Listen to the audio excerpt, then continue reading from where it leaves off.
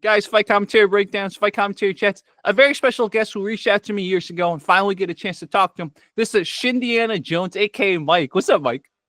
Hey, Jerry, thank you so much for having me on. I'm a huge fan of yours, so it's a trip to be talking to you. Thank you, man. And what part of the UK are you? I'm in the Cotswolds, which is like right in the middle, and it's like very rural and countryside type part of the country. And is shin kicking pretty big there? No. I mean, it's a world championship, and like a few thousand people come to watch it. And it's a world championship in inverted commas, and it gets a big crowd, but not a lot of competitors. My first year there was only 8 competitors, and then my third year it doubled in size to 16. But it's a small competition, so it's a very serious world title. Does the shin kicking have like a historical origin, or is it just something that sort of emerged in the past 100 years? Yeah, it's really old. It's the first like written record of it is 1612. Wow. And it was at a competition called the Cotswold Olympics, which is still running to this day. And the whole kind of idea of it is that it's basically jacket wrestling, that like one day someone got a bit saucy with it and went for a kick in the shin and the crowd loved it, and it's been that ever since. But in 1612 it was already very old, so we don't really know when it started. But it's a long-standing tradition. I see. So basically in 1612 was the first recording of it, but the documentation is following many, maybe even hundreds of years of legacy. Yeah, exactly. They talk about it as a tradition in 1612. So it's already got some heritage way back in the early modern period. So wow. That's so crazy, because a part of the reason why I thought about shin kicking also was because low kick championships, right, started doing like thigh kicking. So then I was like, wait, there was someone who sent me shin kicking back in the days. I was just like, we humans are so funny because we always kind of come up with ways to test each other and stuff like that. Yeah, and it's almost the same thing every time. Like all folk styles of wrestling, like the pageantry is different, the ritual is different, but it's still wrestling, right? And then like shin kicking, thigh kicking, like how many things can you kick on a person? So we keep creating the same thing over and over. But yeah, so many people send me videos of that, and they're like, "You should enter." And there's absolutely no way I can enter that stuff. You see the Kyokushin girls like taking out the MMA guys. There's no way am I doing that. Yeah. So let's talk about shin kicking and its rule. So obviously kick shins, and then since it started as jacket wrestling, do you get points for taking down too? Yeah, well, I'm like Jerry, I've retired. I've won it 3 years in a row, and I've now retired. So I'm happy to give you like all of the insider tips and tricks that I've learned through the years, because I've done interviews before, and I just basically was quite quiet about how it works, because I don't want anyone deadly to come and join and know what they're doing. But yeah, it definitely started as jacket wrestling, because the whole idea is you wear a shepherd's smock, which is like basically a high school lab coat, and you grab each other on the shoulders, and then you just kick the shit out of each other in the shin. But the only way you can win is either the other person gives up or you take them down off a shin kick. So that's kind of the premise. I see. So if you don't want to be in a lot of pain, try to go for the takedown. Well, this is the thing. This is why I kept winning. Why I've won it 3 years in a row is everybody who does the competition, they join up assuming that it's a striking competition. So they stand with their back leg, their strong leg back. They got their weight on their front leg. Whereas I approached it like I was in a judo match, right? Like I had my kicking leg forward, so it was light. So every time I got kicked, it kind of glanced off. But their front leg, which was easier for me to reach, had all of their weight on it, which made them very vulnerable to like a Sasai Surikomiyashi type shin kick takedown. And yeah, I wasn't kicking as hard as they were, but I was kicking more frequently, and they had more weight on their front leg. So I was just getting them, wearing them down. And yeah, that is the secret to it. Wow. Yeah, I'm looking at the footage. I'm finally looking at the footage that you sent me back in the day. So I'm seeing your strategy. It's like, wow, I really see what you're doing, which then makes me think that you probably have had some judo experience, right? Oh yeah. It's anyone can enter this competition, but the first year I did it, there was a lot of serious martial artists there. There was a jiu-jitsu black belt fighting. There was a guy who trained Muay Thai. I don't know what level he was, but he was a pretty hard bastard. And then there was a high school wrestler from Massachusetts fighting. So it was like quite a stiff competition. Second year was all amateurs, and I absolutely smoked everybody. and I didn't take any damage at all. And then third year was a bit of a mix. But yeah, I do judo, I do Brazilian jiu-jitsu, I do. I've even got a purple belt in kudo, but wow, that's like pretty low level in kudo. But like, so I've done some martial arts. Yeah, I just interviewed a kudo guy last night, so it's kind of small world. That's awesome. I love kudo. Kudo's awesome, but yeah, like it's just not very big in the UK, so it's quite hard to train. But I did that first grade. Purple belt is like the first one after white, so wow, sounds cooler than it is because you think of the jiu-jitsu purple belt. So where do you think this sport's going? Because it seems like right now it's still pretty small, pretty localized to the UK and a specific region in the UK. Although I heard about it before you sent it to me. Like I remember, because my channel digs for everything, right? So I remember there were at least 1 or 2 news reports or something about the festival. Yeah, the media absolutely loves it. Like it always gets good coverage. And then my 3-year stint, I was getting loads and loads of coverage because I actually do media stuff for a job. So I got some contacts.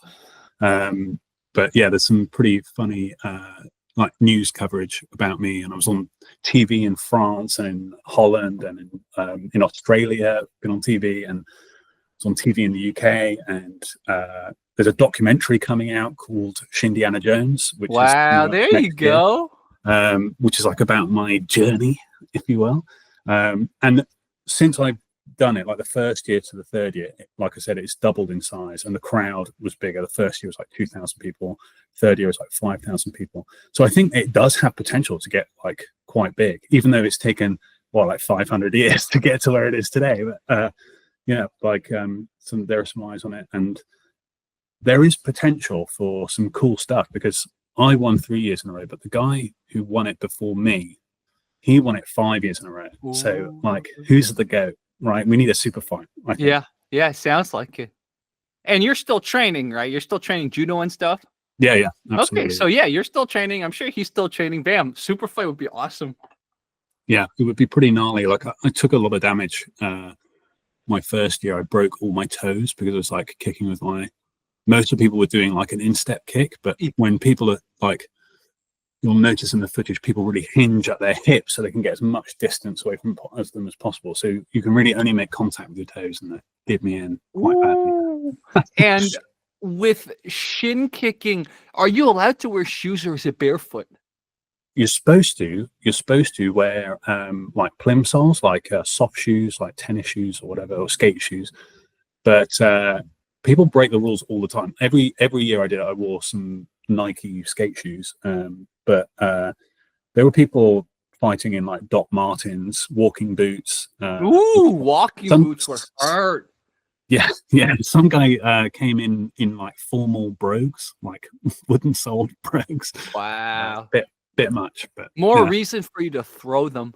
Yeah, exactly. Yeah, my aim for every match was to sprawl as much as possible, like sprawl my lead leg out and just take them down with a throw.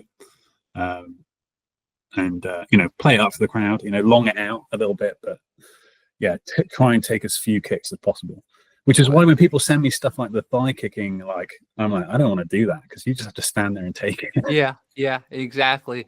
What I learned talking to you and seeing the footage now that you've explained the rules to me is there's a lot more strategy than just take the pure pain compared to thigh kicking, because you can get away with minimal, if no damage, if you time the throws right. So, wow, I'm really liking this sport because, yeah, it's like another way of examining the grappler for striker paradigm.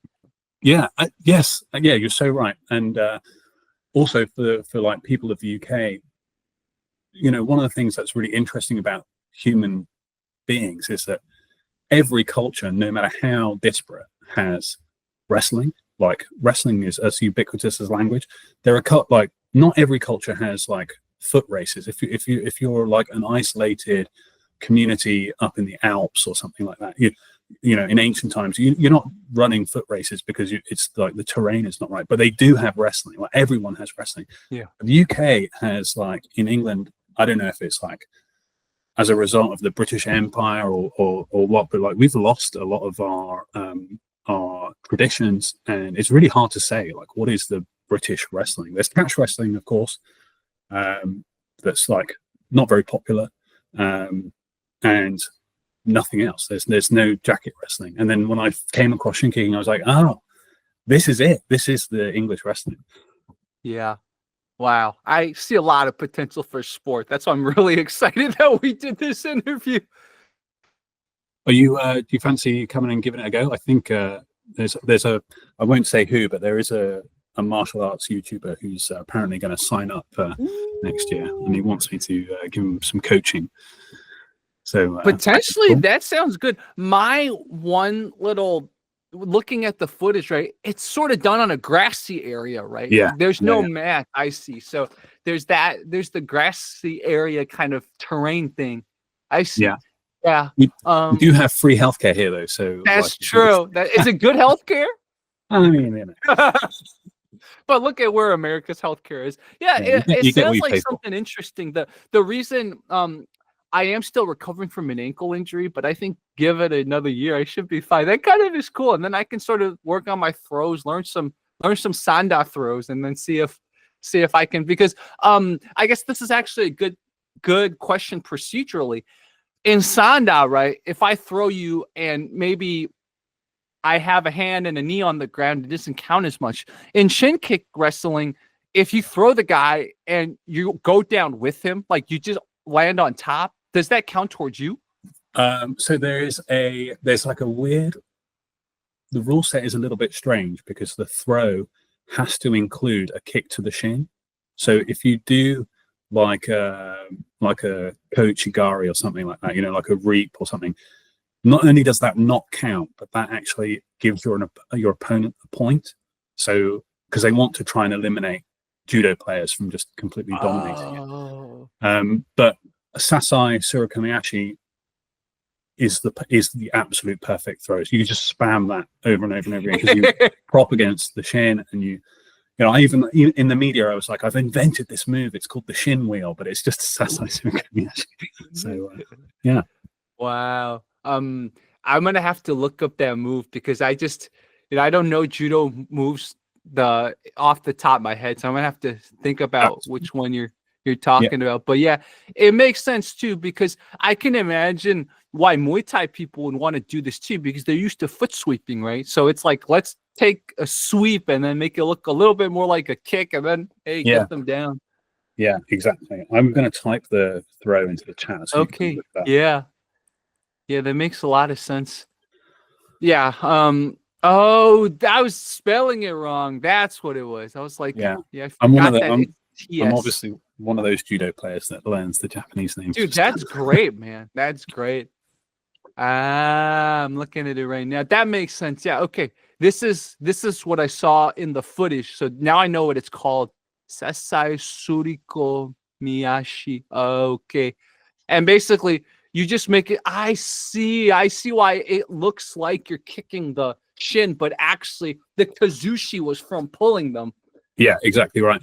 And you're actually another one of the rules in shin kicking is you're not allowed to pull them.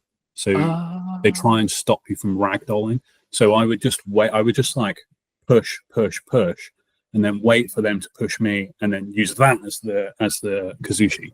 That makes so much sense. Yes, you let them, like you said, because they're already off balance from only thinking about kicking, right? So I'm gonna kick. And then I off balanced myself. Exactly. Yeah. So there's a decent amount of, I guess, art of war strategy going into it. Wow. Yeah. It's been a good run. 3 years on the trot, and retired undefeated. I had 10 fights in total, and won them all. But the total number of competitors for the 3 years was 34. 3 of them were me, because I competed in each year. So yeah, 30. What's that? 31 losers and 1 winner. Wow. What is your martial arts journey like now? Well, I have a black belt in Taekwondo from when I was a teenager. I used to train with a guy who was like a Pumse, like kata world champion. So he was really about the look of it more so than the combat. And then, yeah, I just got into jiu-jitsu, and I said at uni, like I think most long-term martial artists like got into it when it got really big in like 2010 sort of time, and then yeah, do that. And I love judo, and I go to wrestling. I train with we have a really excellent wrestling coach who's like used to be the national coach for Iran, so he's like Wow. really hard, really Wow, hard. it sounds like you're in a good martial arts area, despite it feeling like, okay, it's not too big a city, right? But like you're in a good martial arts area. Yeah, well, like I said, it's rural, but like England is really small compared to the US, and like where I live is like very close to both. Like it's in the middle of 4 big cities, so it's actually really well connected, despite being like countryside. So yeah, the martial arts is great around here. You are making a good case for me moving. Yeah. I want to be in a place where you don't feel stuck in a little metropolitan area. Like that's the problem with America. It's so big, and they don't have as good public transit / their cities are not as like focused on as China or other places with a lot of people. So like you live in a big city and it might not be the right city, and then to get to the next big city, 2-3 hours drive maybe. It's really sad. Yeah, I mean, I remember I've got some American friends came by, and we were like, "Oh, you don't want to go to Birmingham? It's like a 3-hour drive." And they were like, "It's a 3-hour drive from my house to her house. Like, what are you talking about? It's nothing." Yeah. Okay, fair enough. Let's go. Yeah. But yeah, it's everything is close. Everything is close. So yeah, it does. Yeah, come by and take part and check it out. So Taekwondo, Jiu-Jitsu, Judo. Also, the fact that you can train wrestling as an adult, it's something I'm so jealous of, because I keep talking to people who are high school, college wrestlers, and I get why wrestling is not as taught in adulthood, because wrestling is quite an abusive sport, right? Like wrestling has a different type of intensity than judo or jiu-jitsu and stuff like that. So you don't want to get adults hurt all the time. Wrestlers take flailing arms, knees, elbows. It might be different how you train wrestling, but that's the vibe I get from how people train wrestling in America.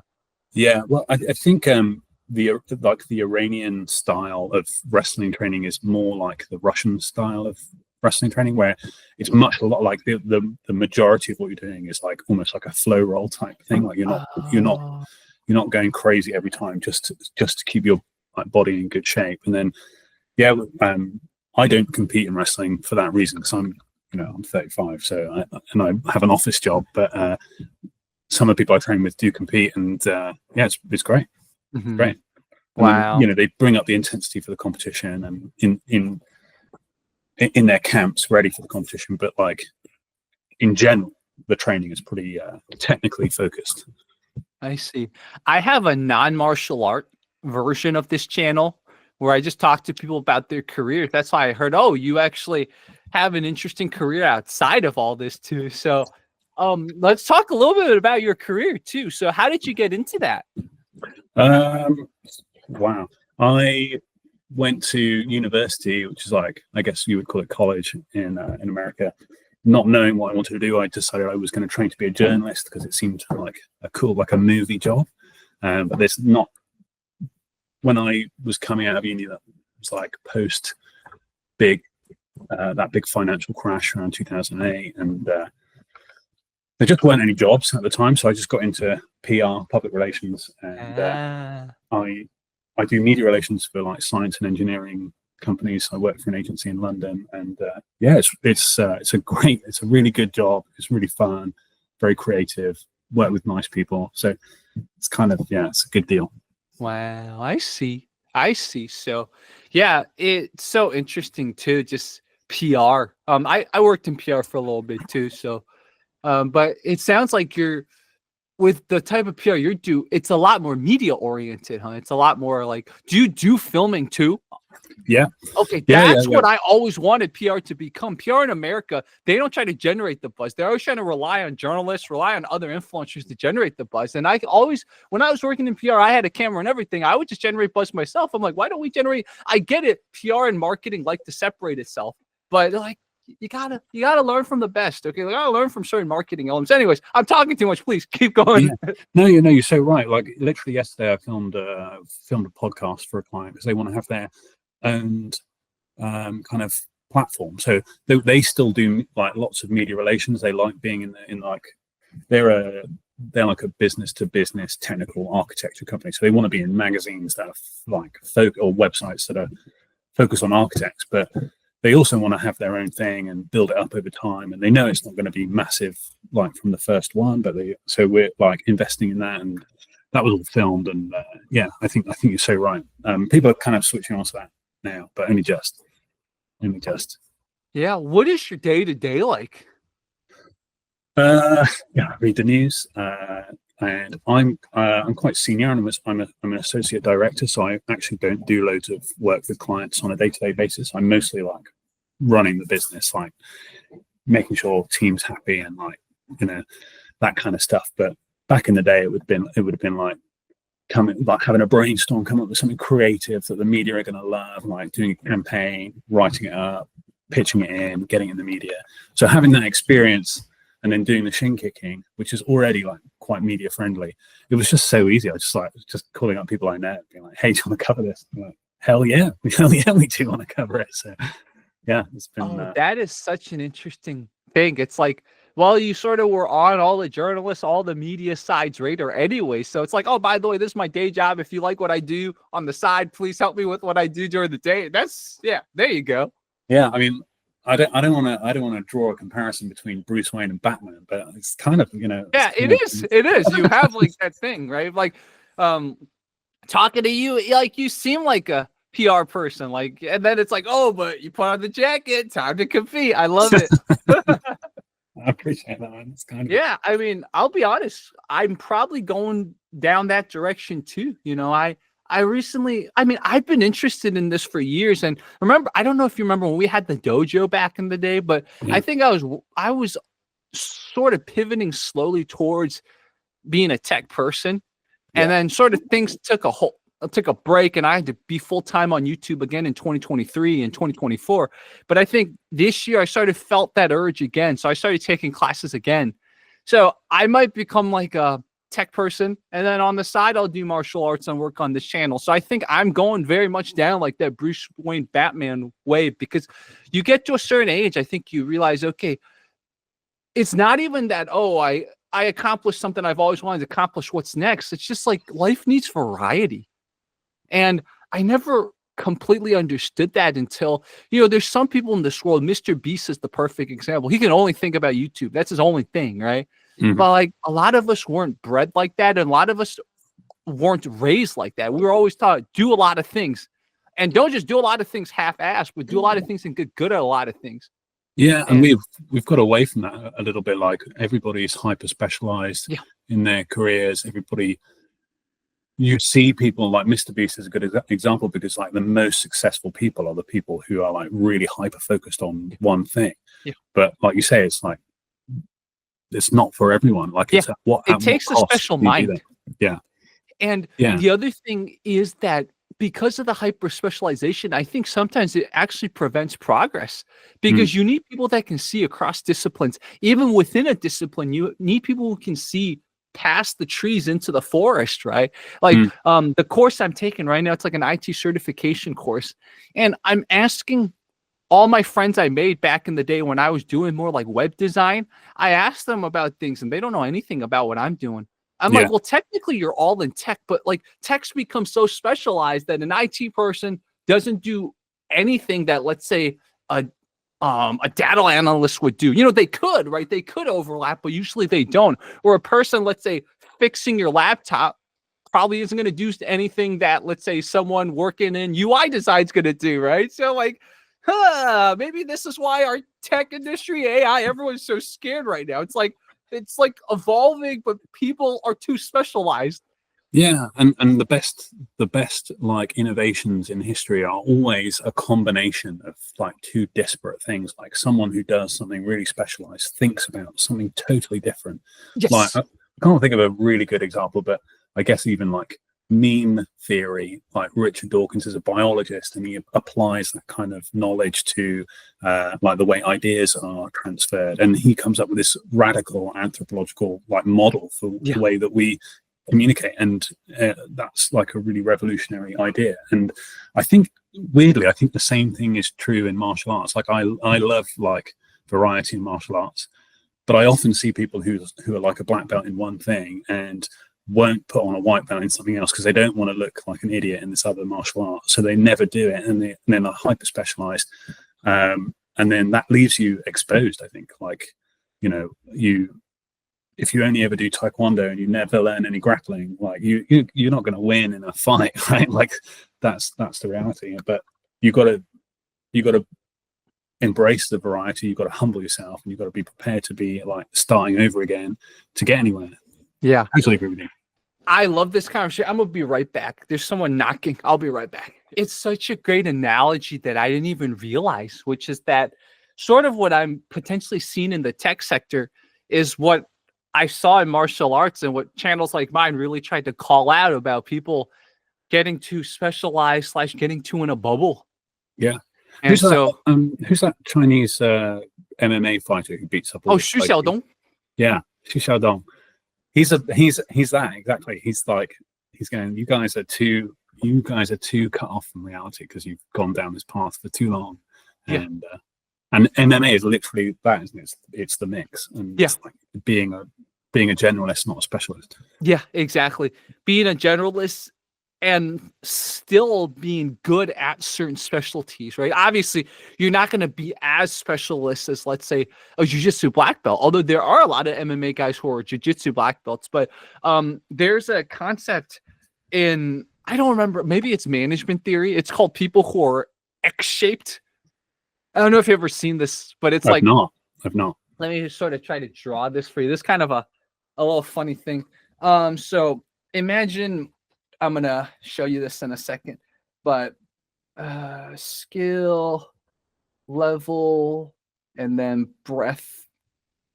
So this is like your breadth of your skill, and this is like your skill level. So we're sort of our y-axis is going downwards, but so society now wants someone like this, right? Zero breadth, a lot of depth, but potentially you could have people who are like this. This is what I call X-shaped or something like that. Like on average, they might have already a lot of skill, but then they also have a lot of specialty too, right? So they got a lot of breadth and depth. So Yeah, I was obsessed with this, like using different letters to describe people thing for a while. I love it. It's a good way to think about it, and Yeah. it really rings true to my experience with Kudo when I went for my grading at Kudo, because the way Kudo is in the UK, it's like there's basically one or two clubs across the whole country, so you can go for like a taster and then do a bit of like study work with like whoever you're training with, and then go for a grading, and it's kind of working like that, and it has a low pass rate as a result. But I was fighting with a couple of Kudo black belts, and like if I could grip them, right, if I could get hold of them, I could take them down and submit them reasonably easily, like most of them, because I'm a grappler. That's like my main thing. But you know, when we were actually having a full contact sparring session, they're good enough at grappling to know that they don't want to grapple with me, and then they just hit me in the head, and my striking is terrible. So it's like they're good enough to at two things, whereas I'm more specialized, and they beat me up every single time unless I change the rules. Like, so yeah, I think you're right. X shaped is better. X-Men. Yeah, I mean, think X-Men, right? That's perfect. Yeah, Yeah. they got a broad range of skills in the X-Men. So what is your training like now? Like, what percentage of it is wrestling? What percentage of it is judo? What percentage of it is kudo? What do you spend your time on? Yeah, I would say so. I probably train like between 3 and 5 times a week, depending on how busy my work schedule is. And it's normally like one jiu-jitsu session, one judo session, one wrestling session, and then kudo is much more like once a month. I see. So I'm not very serious about kudo, like progressing in kudo, because the infrastructure is not really there, the classes aren't really there. So yeah, it's very self-driven. And I got a lot on, so so I'm a bit lazy with it. But broadly speaking, I do jiu-jitsu just a little bit more. So yeah, I'll do like a Wednesday and a Sunday in doing jiu-jitsu, and then just one like a Monday and a Tuesday. Monday doing judo, Tuesday doing wrestling. So, and that's it really. And I mean, I've competed in jiu-jitsu. I will compete in judo. I haven't yet, but I'm not really a competitor. So the shin kicking is just like a bit of a novelty thing. I'm more of a hobbyist, really. I bet your judo and your wrestling help your jujitsu a lot. Oh yeah, for sure. And I'm a guard. I'm a natural guard player. Like I'm a guard puller. So doing the judo and wrestling was specifically just like make my stand-up game better. That makes sense. And then like I've basically fallen in love with it. So my game has completely changed because of those two. Yeah. Wow. So kudo every year has these like international competitions now. So do you think maybe one of these years you'll go and compete in kudo?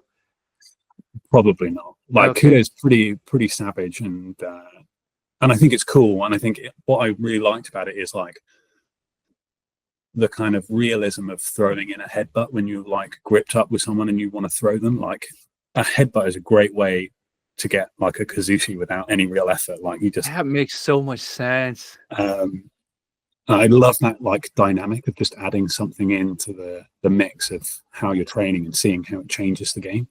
But like I say, I'm getting on. So and judo, like kudo is like really serious, and the fighters are like they're hard as nails. So yeah, probably win. One thing that I learned from shout out Will Mura yesterday when I talked to him is that because kudo, it's literally not even like what you would think of as an MMA glove. It's thinner, right? It's literally so like you have to be very careful how you punch. And he said one of his fighters did break her hand in a competition. So I'm like, ooh, risking breaking your hand, especially you and I need our hands for stuff, man. Yeah. I hurt my wrist last year and it's still not completely recovered, and it still interferes with my life, man. So can you imagine breaking your hand? Yeah, no, it would that would cost me money if I broke my hand. But yeah, the fishbowl that they wear on their heads to allow their headbutts, it's solid. It's really solid. Like you don't want to punch that particularly. But yeah, one of my first matches, I was fighting with the guys from the Cardiff branch of the Kudo UK, and this guy like just spinning back fisted me into the helmet, and he really rung my bell, and he was fine. So I guess if you're good, like it's all good. But yeah, the gloves are like proper karate gloves. They're like a bit of cloth and like it's just cloth. Exactly, cloth is the way to describe it. It's just cloth, not even pillows, anything. Yeah. The other thing I was gonna stop it. You got a doggy? Yeah. Oh, God.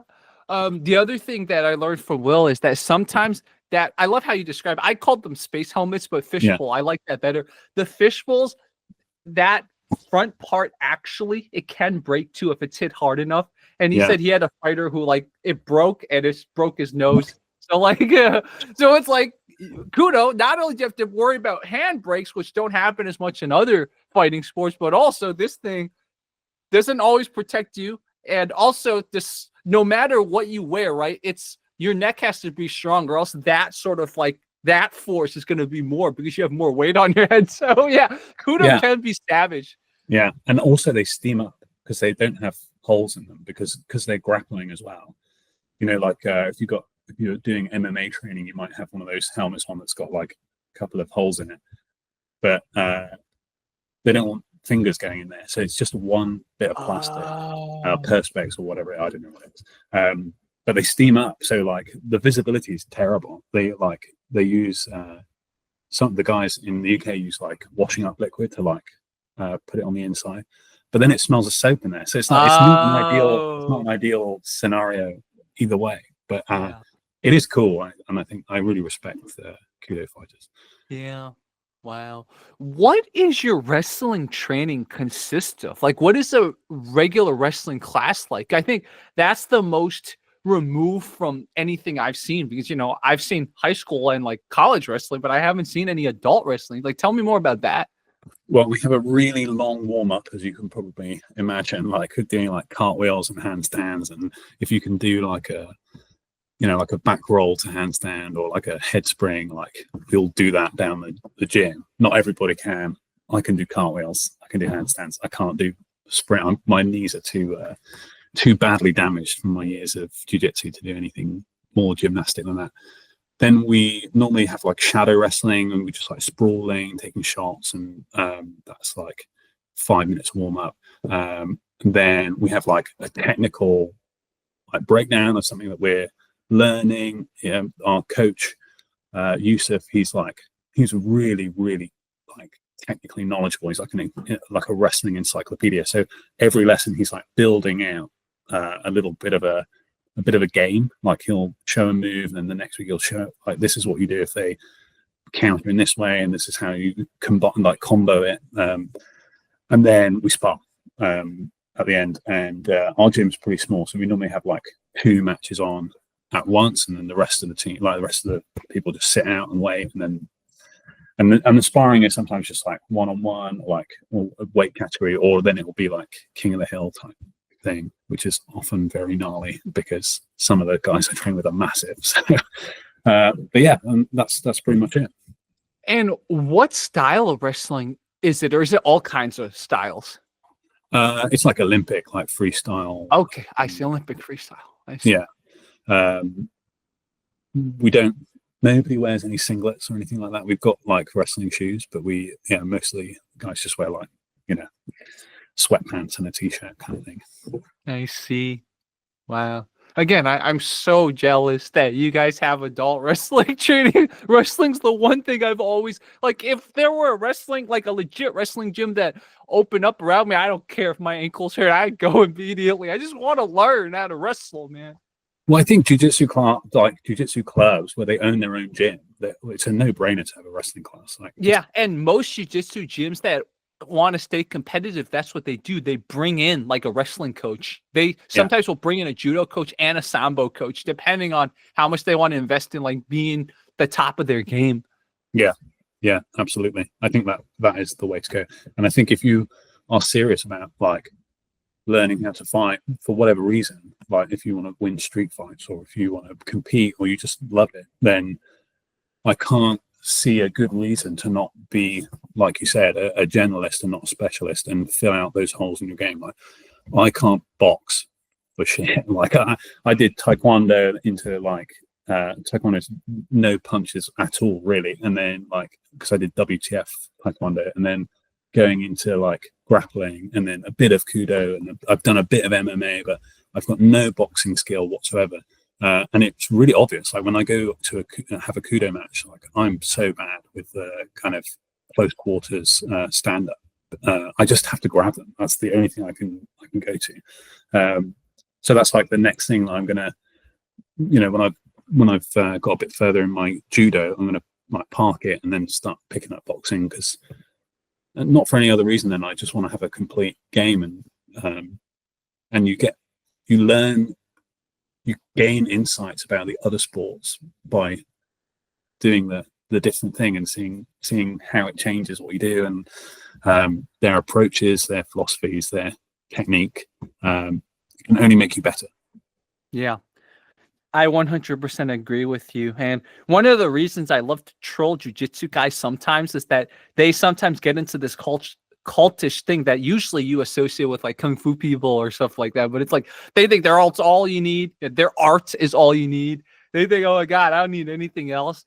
And of course, like exactly like Mike said, anything you train, as long as it's not complete BS, it'll help even your jiu-jitsu game. It'll help your general understanding of your body, your martial arts.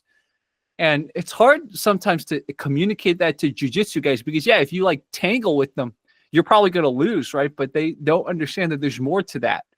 And then the other thing that sometimes happens is from a martial artist angle, maybe not from like self-defense angle, but from a martial arts angle, if you get too into one martial art, you might not understand the beauty of some of the other martial arts. So like, just if you consider yourself a martial artist, I think it's important to know what's going on. Like I don't know how many times I've had jiu-jitsu guys tell me a striking match is sloppy, and then I have to retort. I'm like, you just don't know what you're seeing. You're seeing two heavyweights slug it out. You're calling it sloppy because you have certain judgments about their weight class. You're not actually seeing that, oh, their guards are tight, they're comboing, they're also kicking to multiple parts of the body. All you see is strikes because you don't understand the nuances of it. So like, it's so funny. Thank you for letting me get that rant off my chest. But jiu-jitsu is awesome, but I see so much of this non-appreciation of other arts in jiu-jitsu people, especially. Yeah, I think you're completely right. Jiu-jitsu people should know better, because like when you watch MMA, if you watch the UFC with someone who doesn't know jiu-jitsu and they start seeing jiu-jitsu, they're like, oh, what's this? Like, get off the floor. They don't get it. So they, more than anybody else, jiu-jitsu people should know that just because you don't understand something doesn't mean that it's not technically proficient. And I've been unlucky enough to have a couple of street fights post doing jiu-jitsu, and it was particularly over the COVID period. Like, people kind of went a bit crazy, and I got into one fight with like a reasonably old dude. Like, he was about 50 and I was about 29 at the time. He was really drunk. He was making a big scene. He swung at me, and I like put my hands up and like sort of caught the punch in my arms, grabbed him, tripped him, and sat on him.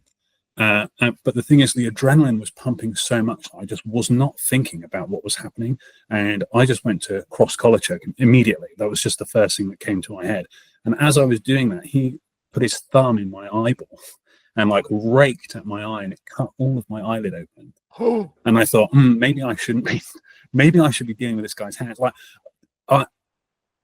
when you're actually in a fight with someone who's going to do literally anything, yeah, I still won the fight. I still sat on him. The police came and arrested him. There were witnesses there. Everything was fine, and he was safe. He didn't have any injuries, but I won, but I got really badly injured. So, this fantasy that because you train martial arts, that you're not going to get injured in a fight, it's just nonsense. And the more you know, the more experience that you have, the more obvious that becomes. And then I think the more clearly you can think in a situation like that, because they're always different, they're always wild, and people are going to do things you don't expect. First off, really props to you for showing mercy to that guy by only trying to subdue him, and you took a little bit of a injury to your eye. And that story, I think, really helps me, because I remember one of the first jiu-jitsu black belts I hung out with, this was more than 10 years ago. I was like, but what if someone goes for, again, I love jiu-jitsu even at that time. So I was just playing devil's advocate. I was like, but what if someone goes for your eye? And I thought he was going to give me a brilliant reason, but his retort was actually really bad. It's sort of like your story proves his point. He's like, it doesn't matter.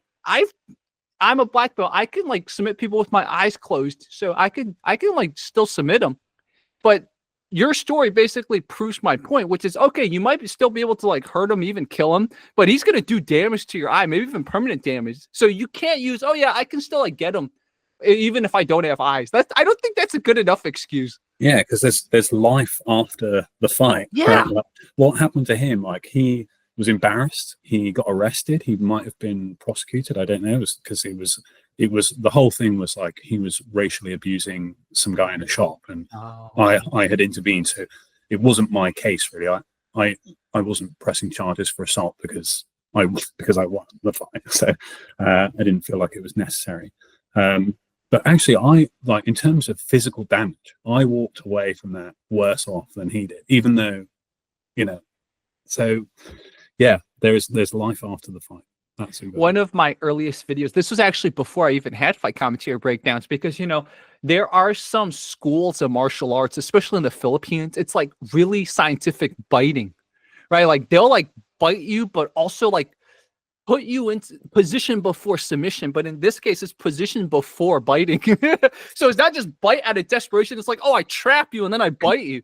So I remember I showed it to a jiu-jitsu guy, and he showed me, okay, you might be able to bite me, but at the end of the day, the human jaw's not too strong, right? I'm gonna hurt you, maybe kill you. But some of my other self-defense friends would be like, but think about it this way. Biting, like when you get bitten, like my doctor friend confirmed this to me too. When people get bitten, they're prescribed antibiotics. It's because the human mouth is dirty. So like, yes, you might have choked the guy out, maybe even like successfully defended yourself, but do you want to risk like having some kind of really bad infection? Especially I used to live in LA. Like, I don't know what LA can't control this homeless problem, right? Who knows what types of issues those people have? You want to risk being bitten by that? And then another street fight story I had, a guy, very strong MMA guy, but one time, I don't know why, he got into a scuffle with like 3 people, and he had a big bite mark here because of, obviously he dominated, he destroyed the 3 people, but he had a long-term scar here, permanent scar here, like it was this big, and he took some shots because again, he went to the ground to control a guy. The guy bit him, and the guy's girlfriend was hitting him from behind. So he had to like try to use another hand to constrain her. There's a third guy. He still won the fight. Props to him because he was way bigger. Like his weight advantage saved him because he got jumped by 3 people. But like you still went to the ground against 3 people, dude, and you have some permanent bite marks on you. Yeah, I think that is the thing that I find a little bit embarrassing about the martial arts community is, I think like serious people who do martial arts that are real and they know what they're doing often laugh at people who have no knowledge, who think that they could win a fight. There's all these videos on YouTube. It's like, hey, have you done any training or anything like that? And they're like, no. They're like, would you win in a street fight against me? And they're like, yeah, I just see red, bro. I just see red. But just as embarrassing to me is like seriously trained martial artists talking about street fights, and they would win this street fight. And if this came, if someone came up to my wife outside the chip shop, I'd kick them in the head. Or you don't want to be in any fights. You don't want that to happen. Like you're training so that if you get into that situation, that you'll survive and you'll come out on top.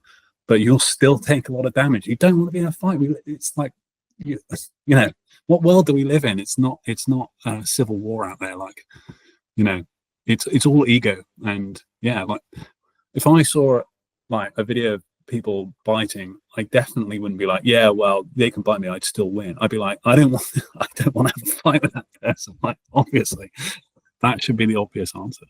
And that's something that I think still upsets me a little bit about YouTube, because when I first started my fight commentary breakdowns, there was a heavy emphasis on learning lessons from street fights. And of course, I had to stop doing that because not only were they obviously demonetized, but they get your channel potentially completely taken down. Wow. Yeah. So like I wasn't able to show all these great things you can learn from street fights, because one of the things you learn in street fights very clearly, it's so much uncertainty, man. Obviously training helps you a lot. A guy that's a little bit trained versus a guy that's not trained, the guy who's a little bit trained can almost always win one-on-one, right? But there's still a lot of uncertainty. It's so chaotic, man. Yeah, exactly. And one of the most uncertain things is you can't tell by looking at someone or how they're behaving in a shop or a pub or a nightclub or whatever, if they're trained or not. You can't tell until you engage with them. Yeah. So, yeah, like with my experience, a fight with an untrained person, I would say probably, unless it was like a wild situation where there was multiple people or they had a weapon, I would say 9 times out of 10, maybe even 99 times out of 100, I would win. But I don't know who that other person is until we start fighting. So you had that incident with the older gentleman, or lack of gentlemen. What was another situation during those crazy periods? I call this the crazy 2 or 3 years that all of us are still recovering from, but none of us want to admit. Yeah, I mean, I had a situation that didn't really escalate into a fight, but there was it got close. There was a couple that were walking past a pub beer garden where we were all kind of 2 meters apart, all that kind of stuff. They were walking down an alleyway behind the back, and they were just screaming at each other. And this guy was massive, like big roided out guy. And he was obviously having a bit of roid rage, and we couldn't see what was happening. We could only hear it, and it sounded like he was beating her up. So I just went straight out to kind of, not to challenge him or anything, but just to be a witness. So like, if there was like, I wanted to see what was going on, because someone had called the police. Like, if he's beating this woman up, like, I want to be able to tell them that I saw it, rather than it just be speculation. He just went straight for me. He went straight for me as soon as he saw me. He was like, "What do you want?" Got in my face, and I was like, "Bro, I'm just here to witness, man. It's like, I'm here just as much for you as I am for her. Like, because, you know, the police are on their way." And luckily, just saying that, like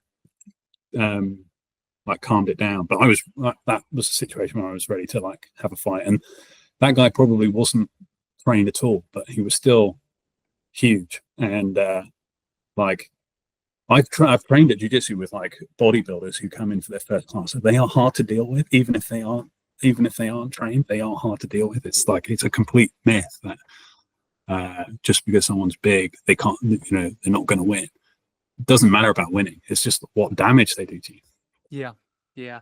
And another corollary to your story is, man, people, be careful when you take roids, when you take the juice, man. You know, and I used to live in LA, there were quite a lot of people who are just on the juice, right? And you can just tell they're just something, I guess it's their hormones are changing. They're just not reacting properly. Like, I was at a Whole Foods one, this dude, I was like, I could tell he's just like trying to look for a fight against someone.